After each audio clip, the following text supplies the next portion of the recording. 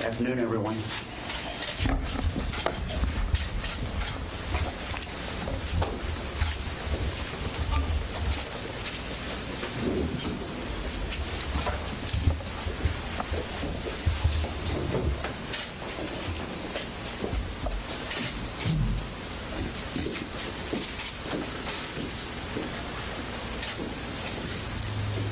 Well, good afternoon.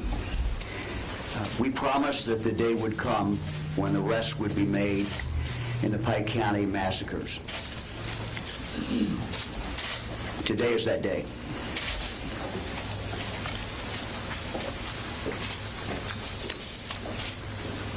Yesterday, a Pike County grand jury indicted 4 individuals for aggravated murder with death penalty specifications.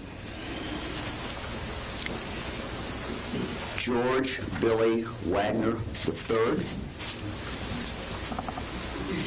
his wife Angela Wagner, and their sons George Wagner IV and Edward Jake Wagner. After an extensive, thorough joint investigation by the Attorney General's Office, the Bureau of Criminal Investigation, as well as our Special Prosecution Section, and Pike County Sheriff Charles Reeder's office.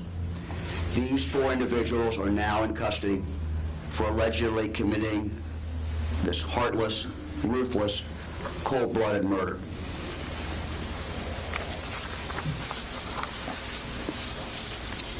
These are the faces of the victims, an entire family and members of their extended family massacred.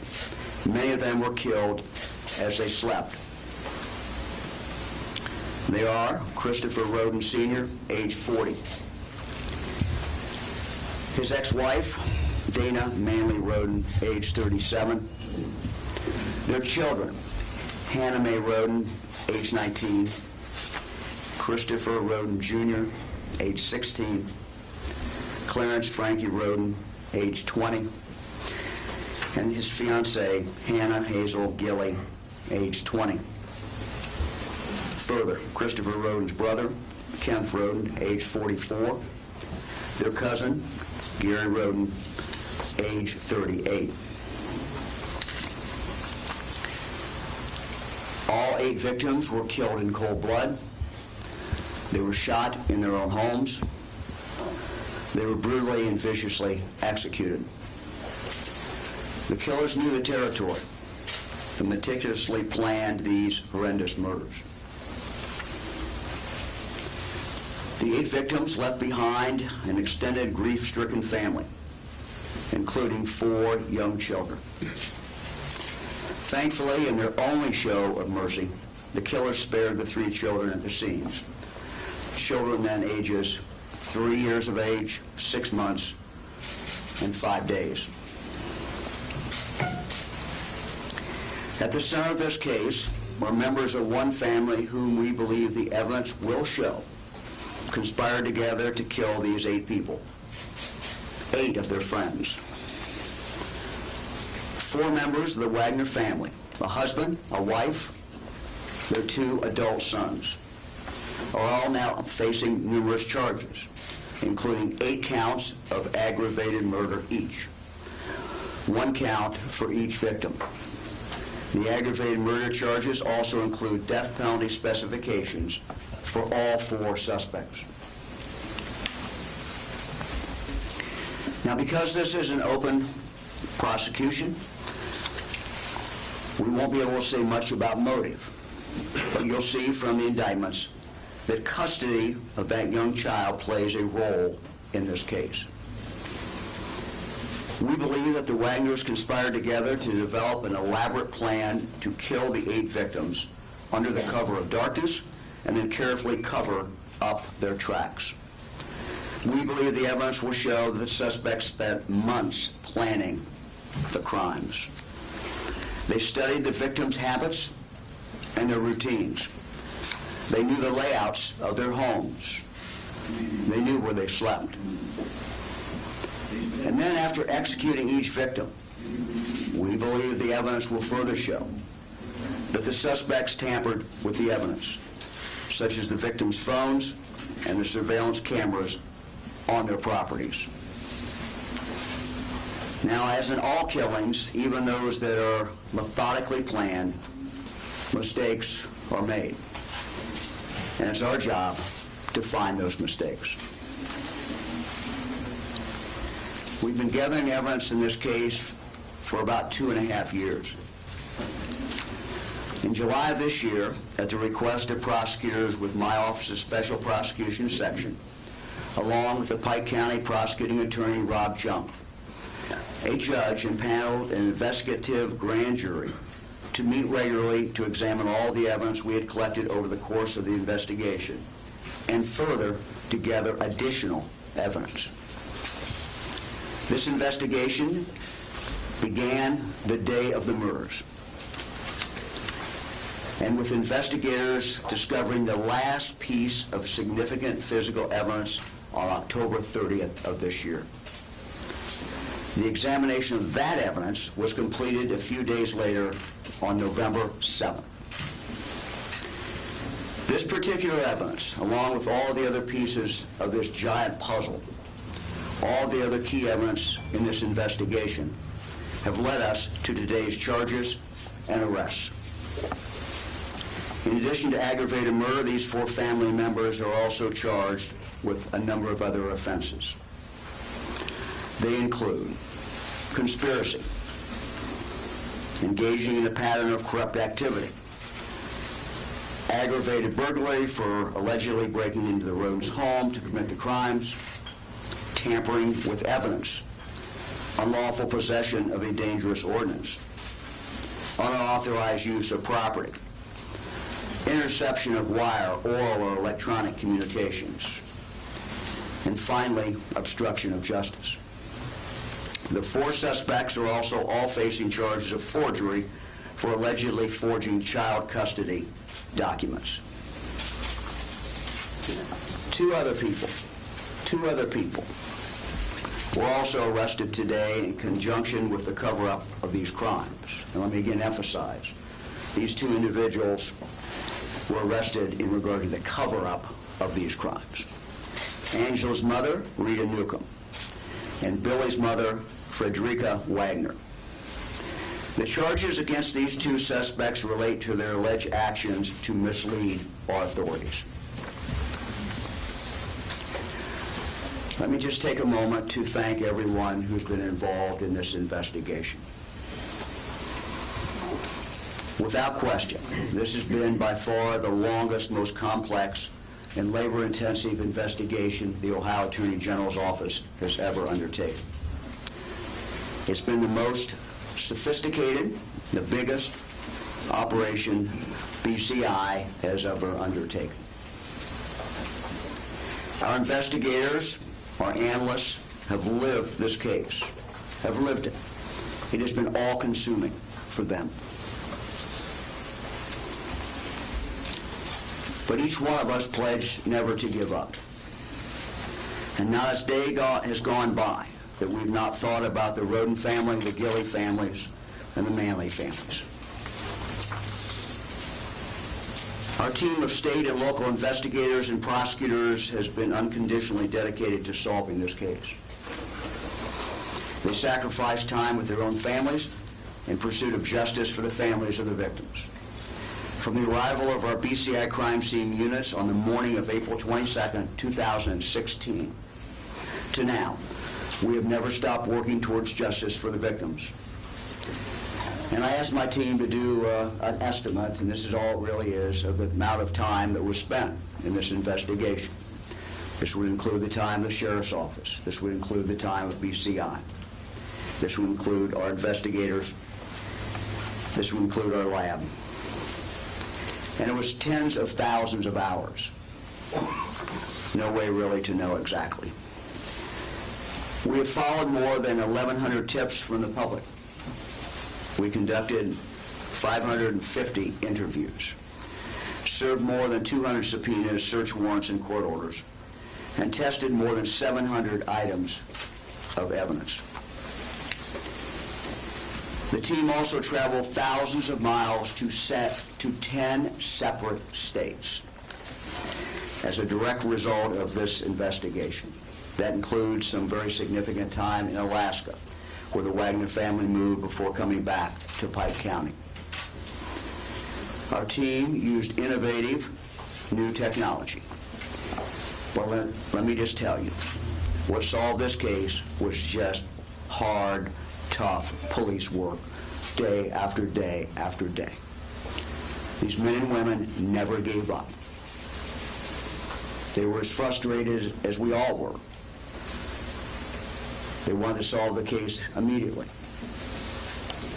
But they continued to work and put the pieces of the puzzle together.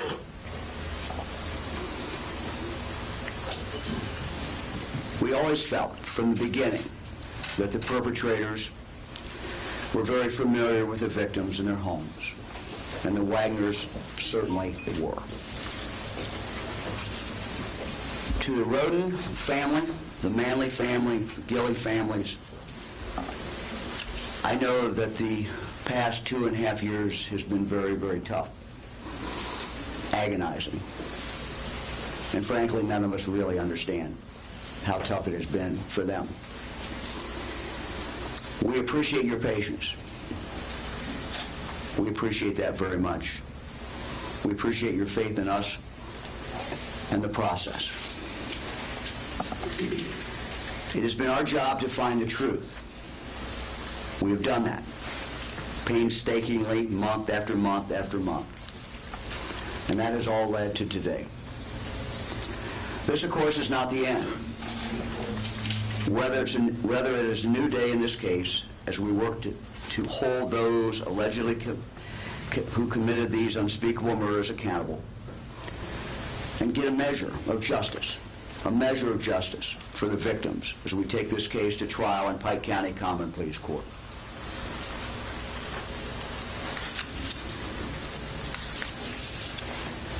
I want to again thank all the investigators, all the analysts, everyone who has worked on this case, and the prosecuting attorneys, for their steadfast determination to solve the crime. They never wavered. They never gave up. They always thought they could solve it. I would also stress that we would not be here today without the help of a long, long list of local, state, and federal agencies that provide assistance with this case. More than 4 dozen agencies provided some support in this investigation. This was truly, truly a collaborative effort. Let me just say that Sheriff Reeder has been a great partner. And from the very beginning, literally from that morning, when the sheriff called us, this has been a true partnership. It's been a true partnership with the sheriff, but also with the men and women of his department. And I would like now to invite the sheriff to come up and make some comments.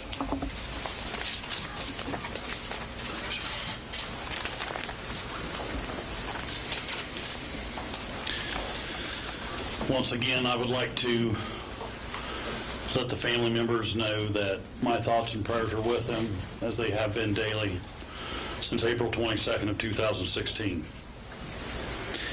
I'd only been sheriff of Pike County less than a year before April 22nd of 2016.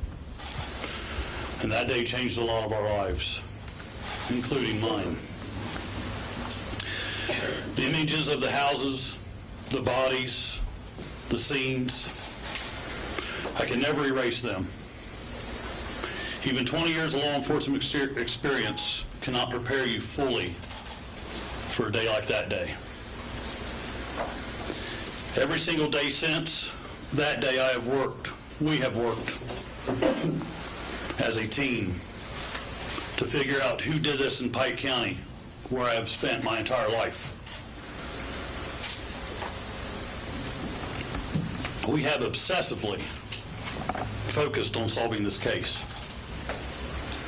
We've been patient when it was painful to be, running down every lead, no matter how small. But it all has brought us to this day. Today we have the answer.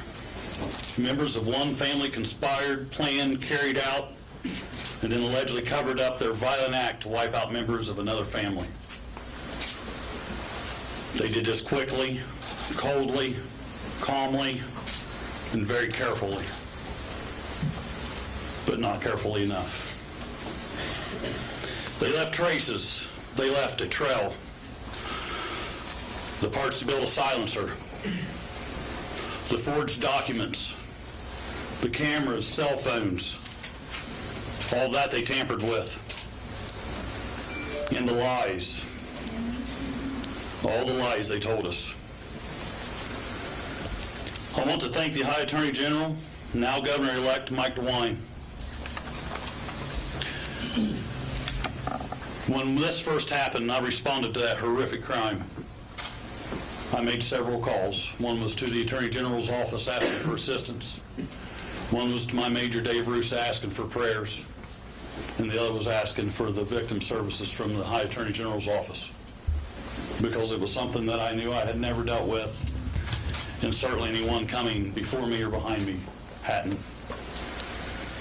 And he made a promise that he would stay here in Pike County. They would not go. They'd not leave us. They'd be here to the end.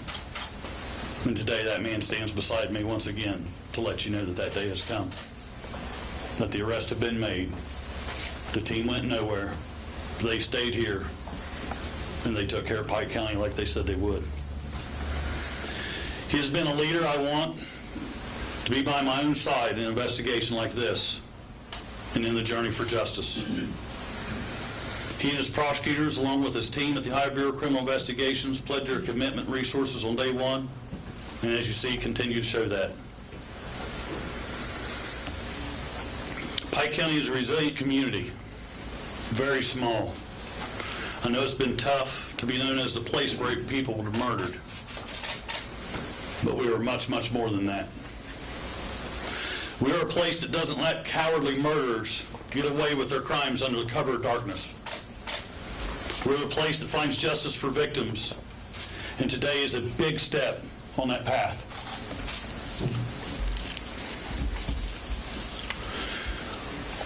We will continue to welcome any tips and information anyone may have.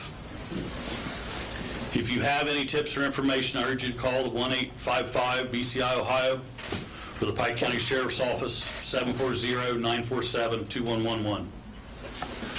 Today is a very good day, a brighter day here in Pike County. Thank you. Sure. Let me now introduce Rob Junk, who is the county prosecuting attorney. He has been with us since day one as well. Rob. Thank you, General DeWine. Good afternoon, ladies and gentlemen. I'm Pike County Prosecutor Rob Junk. I want everyone to take a minute and remember what these cases are actually about. There are 8 members of the Rhoden, Gilly, and Manley families brutally murdered in the middle of the night on April 22nd, 2016. Our sympathies continue to be with their loved ones. First, I'd like to thank Attorney General Mike DeWine for the assistance he has extended to Pike County during the investigation of these Rhoden, Gilly, Manley homicides. He and his staff, especially the BCI agents, the men and women of BCI and their analysts, and their attorneys in the Special Prosecutions Unit have been invaluable to us here in Pike County. I also want to extend a thanks to all the other law enforcement agencies who assisted us as well. We're a small county with correspondingly small staff and budgets. And this investigation would not have been possible without Attorney General DeWine's and his office's assistance. I want to thank the BCI agents and analysts who spent those countless hours working on the case and never gave up. I also like to recognize Major Al Lewis of the Pike County Sheriff's Office, who recently retired and wanted to finish this case out. He spent the same amount of time as the agents and analysts and was with it for day one. He was an integral part of it and there from the beginning. And now that this investigation has concluded and these indictments have been issued, we now enter the prosecution phase. And the issuance of an indictment by the grand jury, I do need to emphasize, is merely a formal accusation. All these defendants under the law are presumed innocent until proven guilty beyond a reasonable doubt. I want to emphasize to everyone that this will be a long process. We have 4 defendants charged with the homicide of 8 victims, and all 4 of them with death penalty specifications. We have 2 other defendants who are charged with assisting these offenses, covering them up. And I would indicate to you that it would most likely be several years before all these cases are concluded to trial at the court level. This has been one of the most complicated and extensive investigations in Ohio history, with a corresponding amount of potential witnesses and evidence. There is a lot of hard work ahead of us. I cannot emphasize that enough. An indictment is only the beginning of the case. There'll be numerous hearings and motions that we will need to fight through before any of these cases go to trial. And we as prosecutors and investigators are limited by law as far as what we can talk about to you. We can't talk about any evidence or details about these cases. I would ask that everyone bear with us because of this. And once these cases have been prosecuted to conclusion, we will be able to speak freely to you. In the meantime, I would ask everyone to please remember the Rhoden, Gilly, and Manley families. No one can truly know the pain and anguish that they've suffered. Please keep them in their prayers. Thank you, ladies and gentlemen. Just a couple more comments.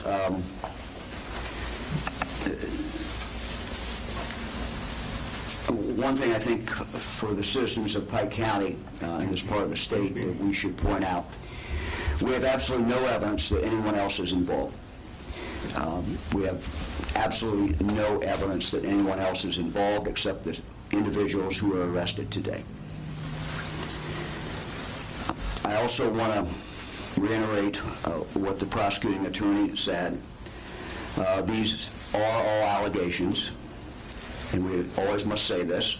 The defendants who are arrested today are presumed innocent until proven guilty.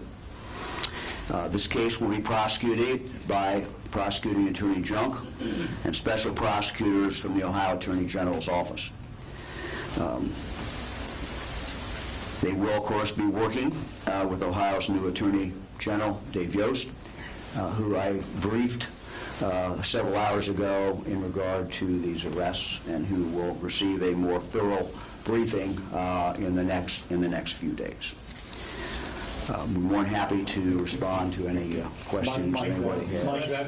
Where is Sophie right now? The little girl? My understanding is the Children's Services is involved, and that's really all I can say. Mike, that last key piece of evidence you alluded to that was found on October the 30th, can you at least give us an idea about the type of evidence we're talking about? It was physical evidence. I don't really want to go into that further, but let me really be clear. This is not a situation where you had one additional piece of evidence that was tipped the case. This is a cumulative process.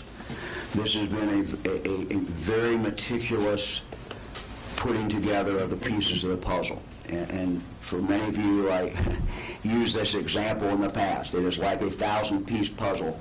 And you just literally, because we had no witnesses, everybody who was a witness was dead. And so you start with nothing, and you start putting those pieces together. So this was one more piece. I wanted to make sure I gave you the dates so that everyone understood this was a continuing process. Have you spoken to any members of the Right here. What do you know about why the Wagners moved back from Alaska? I can't comment on that. Have you spoken to any members of the Rhoden, Manley, or Gilly families? Yeah, we met, the sheriff and I and the prosecutor just met a few minutes ago with many of the members of the family. We wanted to talk directly to them. As you may recall, we've met with them on a number of occasions in the past. We wanted them to hear it from us before we actually held this press conference. Attorney General, how did the Wagners conduct themselves when they were arrested today? You'd have to ask the sheriff that. I have here the places that they were arrested. And I'm very thankful that I can report to you that the arrest went without incident. No one was injured, neither suspect nor law enforcement, and that the children were fine. And again, Children's Services are taking care of the children. George Billy Wagner was arrested in Fayette County, Kentucky this morning after several of my units and some BCI agents basically followed him where he arrived in Kentucky, and we reached out to the Fayette County, Kentucky Sheriff's Office, and they assisted in that stop where he was apprehended without incident. Angela Wagner was arrested at her home in Sauter County. George Wagner and Jake Wagner was arrested in a traffic stop on 35 in Ross County without incident. They were together. Rita Newcomb had left her residence and returned, and then was arrested by units there on that scene. And prior to me arriving, we just left the Frederica Wagner's residence where she was arrested and taken into custody. I believe at this time, all those that have been arrested have been transported to different facilities and have arrived there and are now incarcerated. When will they appear in court? That I don't know. Sheriff, you alluded to, I think actually it's General DeWine, you alluded to security cameras, silencers. Can you speak to the premeditation, the calculation? Again, we're really limited in what we should be saying. We're under the duty to assure that these individuals have a fair trial. But I will reiterate, it was meticulously planned. They knew what they were doing. They thought about it. They executed it. That's it. They did it. I wouldn't want to put a time on that, but it had been, they had planned it out. Sheriff They had thought about it a lot. Sheriff and Attorney General, there was much made back when these homicides occurred of the drug operations that were being run from two of these homes, perhaps, the marijuana that was found, whether they were or were not running a dog fighting ring. Is there anything you can do to maybe alleviate some of the reputation, some of the damage that might have been done to the Rhodens and Manleys? Well, let me just, when you say much was made of it, we tried to give the news media an accurate description of what we saw, and we did that. We could not control, nor were we in a position to deny speculation that's gone on for the last 2.5 years about drug gangs coming in, the Mexican drug cartel, and all of those things. If you'll notice, we've been pretty careful about what we have said. So can you say definitively, though, that those things played no role, if anything was happening, that it played no role here to help the reputation of those families? Well, I'm going to be careful that I'm accurate in what I say. You have part of the relationship that was going on with some of the individuals involved. Yeah, there was an undercurrent of drugs. There's no evidence of all the speculation that this was necessarily drug related in the sense of the motive, but there's an undercurrent there, and I want to be very careful because the prosecutors are going to have to present the case at trial, and I don't want to say something here that it is. So there's an undercurrent of drugs. I appreciate that. Yeah, there's an undercurrent there of drugs, and it's... Governor-elect Sheriff Reeder, was Frederica Wagner arrested at the Flying W? We saw your SWAT teams just barrel through those cast iron gates, which they had only padlocked minutes before you came around the corner. We didn't have a key. But yes, she was the only one that was there. She was the only one who was on the property. No one else. And I would like to follow up on yours. You know, as far as what we had reported, and we were very careful and very considerate of a family, of 3 families that lost 8 members. And I know how it affected me and this community, the shockwave. My office, my deputies, those law enforcement to come in to help us. And I could only imagine with the effect that it had on us, what it had on the family. And back then, I was very clear in the fact that regardless of what we found, regardless of what aerial views that were showed, reported, that no one deserved in the dark of the night for cowards to come in while sleeping and execute them in a way that would be unbelievable to anyone, including law enforcement. So regardless of if we found marijuana on the property, the vehicles, everything that we've done because of the victims had no voice and we're their voice now. Everybody that's investigated the case, we were working an 8-person homicide, not a marijuana grow room. And I believe today, as I did back then, that they deserve more respect because they are true victims of a heinous crime that's never been seen before than to now speak of. We're talking about arresting the people responsible for murdering 8 people in this county. We're not talking about those 8 people having marijuana grow. And I think in 2.5 years we can get over that. Yes? I just wanted to know, when you met with the Rhodens today, you and Mr. DeWine, what was that like for you after so long? And can you tell me what did they say? How are they? Well, how any human being would be. Today's a great day. I said we were coming, and when I said that, I meant it.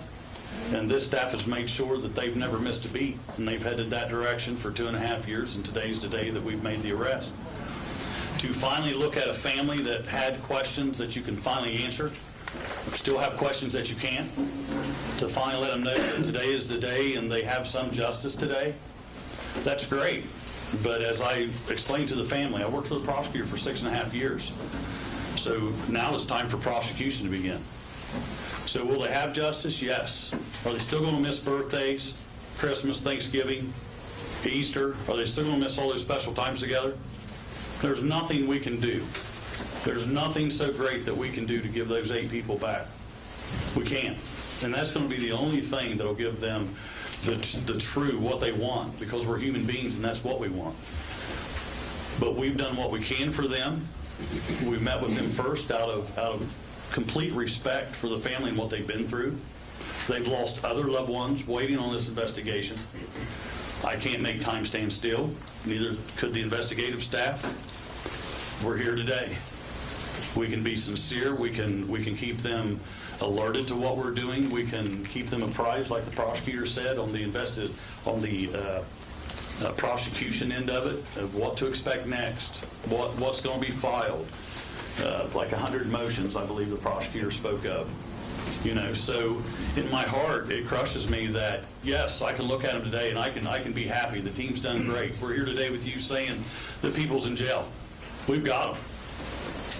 But now we begin the prosecution side of this, and now the family's going to have to wait again.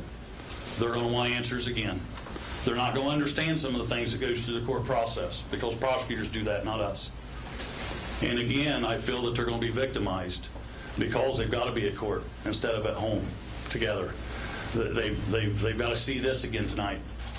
You guys are doing what you do. We do what we do, and I appreciate you greatly. But the family gets to see this again 2.5 years later, reminded of 8 lives lost way too soon, reminded of everything that they've gone through, reminded they've lost more waiting for this that never got to see this. And they feel guilty about that, and so do I.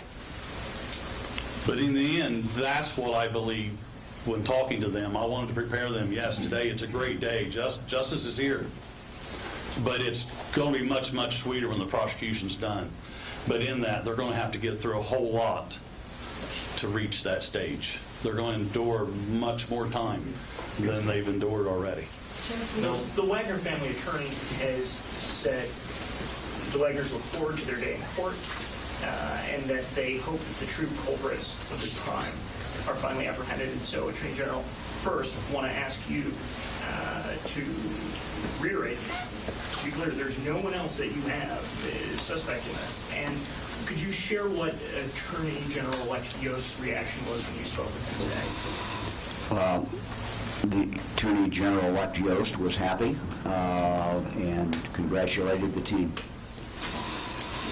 And I don't have any comments in regard to what a defense attorney said.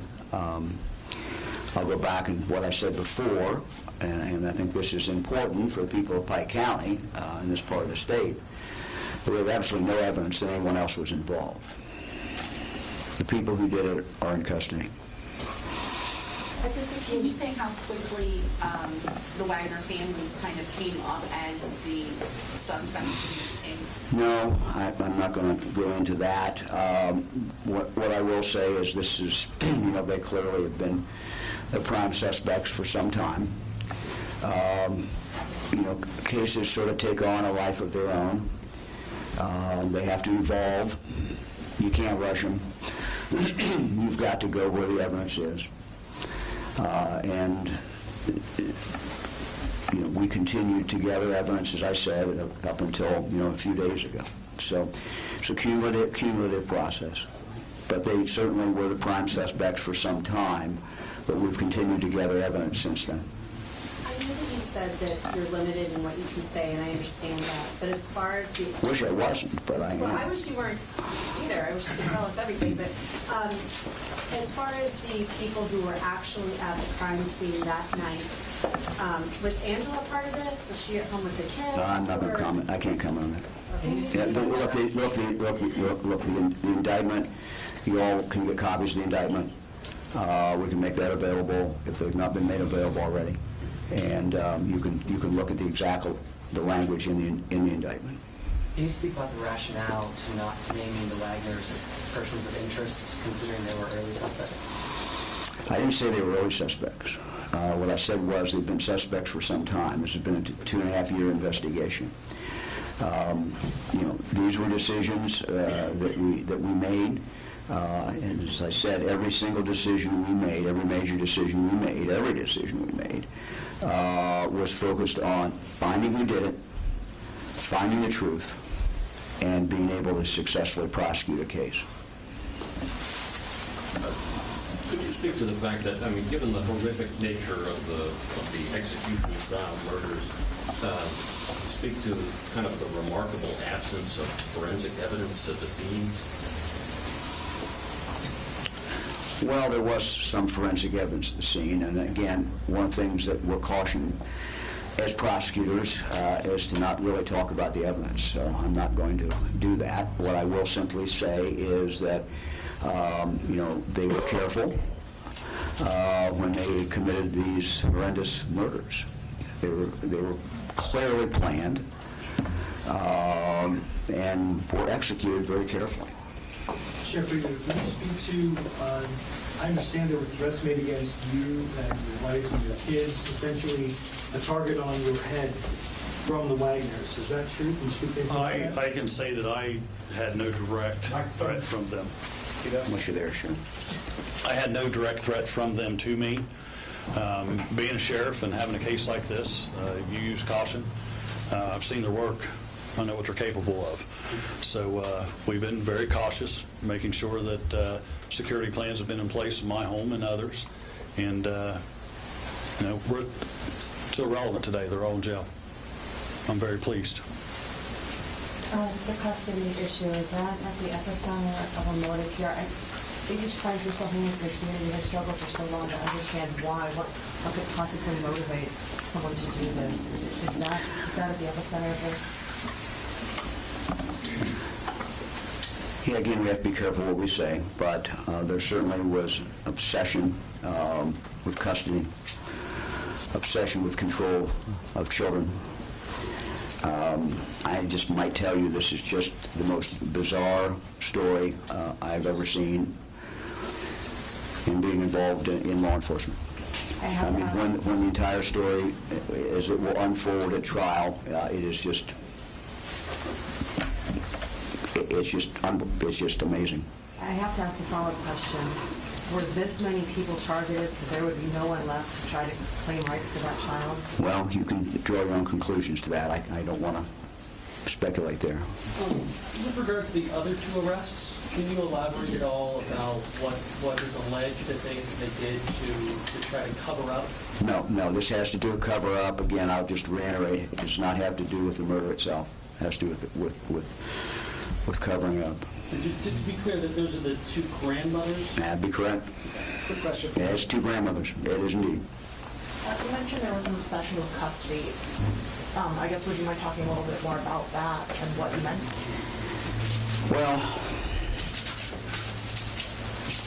I really am not going to say much more than that. There's a fixation. There's a question of control. I really, I'm not going to get further into it. Question for Mr. Junk, sir. Yes, sir. Explain the bonds process right now, if there is one, or the situation, and the next steps. I understand you can't give a detailed timeline, Right. but just to lay out the next steps. At this point, how things work is we'll be making arrangements with the Pike County Court of Common Pleas to have each of our defendants have a initial appearance through the court, be in front of Judge Randy D. Deering. And how bond works, under the law, it is possible to hold an individual who is charged with capital murder with no bond. The court has its own bond schedule it usually refers to in other types of cases. Obviously, we will be there in court arguing bond whenever that happens. Right now, we don't have a time frame for you, but I imagine it would be in the next few days. That's one of the things we need to do actually when we're done with this, is work on the scheduling on that as well too. They're also with the defendant in Kentucky. There will need to be extradition hearings involved as well too before he's brought up before our court. Let me just add one. I would just add one additional thing. It's my understanding that lawyers representing them would have to be death penalty qualified, so it would have to be the right lawyers. This may delay that a little bit. I don't know that, but it could. Have you completed your searches of all the properties involved here, or will there still be more reasons to go back on each individual property and re-examine them? Well, I don't think it would be wise ever to say that we would not go back and do further investigation. So I can't give you anybody that guarantee about anything. I just, I don't think that would be wise to say that when we don't know that. Obviously, death penalty cases are very expensive, and there's going to be 4 of them here. There's soon to be governor. Will the state be able to help out with those costs? Because as Sheriff Reeder pointed out, small communities, small staff, small budgets. Yeah, this is a problem, and it's a much bigger problem than Pike County's problem, but it's exacerbated by the fact, the nature of these cases. We have 4 individuals. Pike County is a small county. We clearly have to do something in Ohio to make sure these counties have the ability to carry out justice. And I'll let it go at that, but it's certainly been a concern of mine before the Pike County case, but it's been really driven home to me during the last 2.5 years. Pike County has received some help, but it's still been a huge burden on Pike County. And the trying of capital cases certainly is. Given how small the community is and how big this case is, Prosecutor, are you confident you can panel the jury here in Pike County? Actually, that is a very good question, and that is actually a question I'm not able to answer with a yes at this point, too. That will be a determination by a judge at some point, and that is a very good point to bring up as well, too. That this case has received more publicity than anything we've ever had in the county, so it may very well need to be moved to another county, but that is actually a determination that will be made in the future at this point. But wouldn't their attorney more than likely request that change of venue? The judge wouldn't just up and do No. Normally, the defense attorneys would have to ask for that. Hey, Rob. Yes, Dave. Sorry. Okay. I was going to say, I'm usually not used to using an amplifying microphone, so I do apologize for that. The ones I talk into record my voice in court, and that is about it, so I do apologize.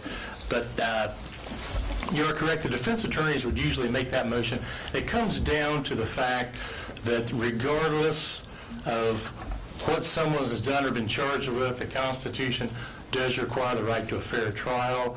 There could possibly be fair trial issues if everyone in the community has heard of a case.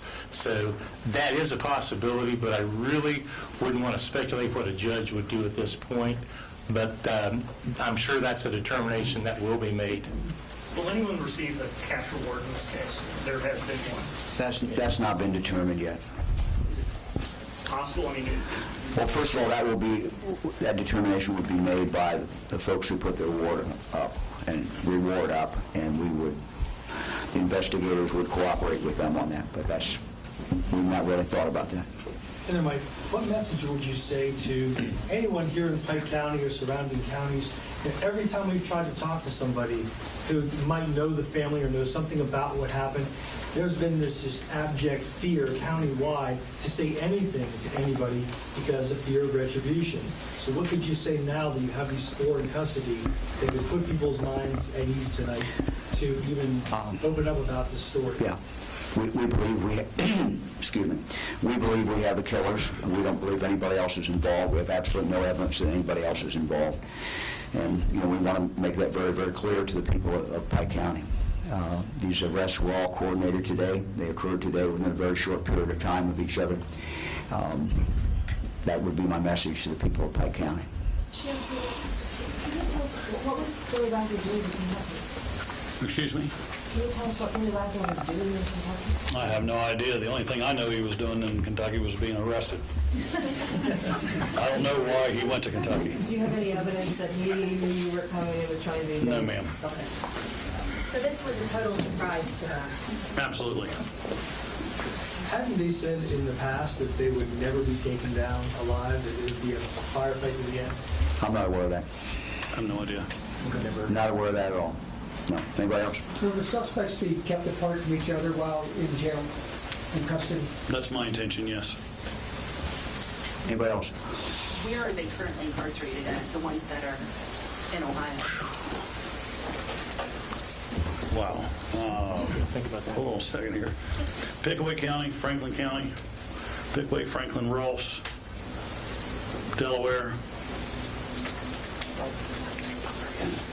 Butler. He missed that boat because he's in Kentucky. When he's done, when we extradite him back, he'll be in Butler, and then one other. There's six places. One place has 2. Pickaway has 2. Sheriff, will you be able to make digital mugshots available to us? Will those come from your office once they've all been processed and you have those? I'll make sure that Chief Bentley helps you with that. That's fine. Yeah. And then copies of the indictment that were referenced? We have those. Okay. I'll get you those. Thanks, sir. Anybody else? Just to be clear, all 4 Wagners went to Alaska. Can you say when they came back? I know earlier there was a question about why they came back. You couldn't answer that, but can you say when? Well, we do have that date. I'm not sure I know the date, but we can get it and provide it. Spring. Anybody else? Okay. Yeah. Any of the suspects have weapons at the time of their arrest? Not to my knowledge, no. Okay. Thank you all very much. Thank you.